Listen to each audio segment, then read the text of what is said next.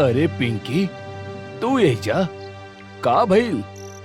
बीबी सर, देखी ये लोग बिना वजह ही पेड़न के काट रहल बाड़े। बीबी सोचलस।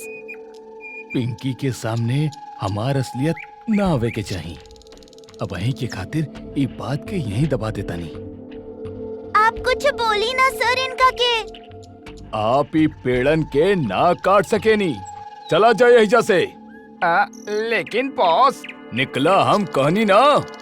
वो आदमी मशीन लेके वहाँ से चल गईले और बीबी पिंकी और गोलू से बात करे लागल। अच्छा भइल तू लोग उनकरा के रोक देला।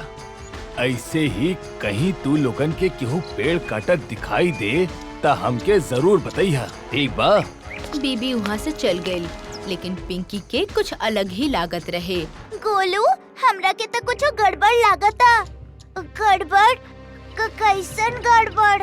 वो आदमी हड़बड़ी में बीबी सर के बॉस कहले रहल। हम सुनले रहनी।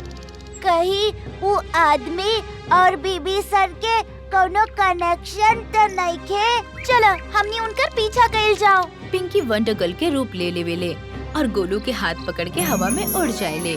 दोनों छुप छुप के बीबी के पीछा करत शहर के बगल में स्थित राजापुरी वन में पहुंच जाएले। वहाँ बहुत सारा लोग दिखाई देवेले। उनका में से कुछ पेड़ काटत रहले तो कुछ काटल लकड़ी लेके ट्रक में भरत रहले। बीबी वहाँ वो ग्राउंड में मिलल आदमी के डांटत रहे। तो के 1000 बार कहले बानी कि हमके औरन के सामने बॉस मत कहा करा। आज उस शातिर लड़की के पता चल जाता। Sorry boss. चला काम पे लग जा।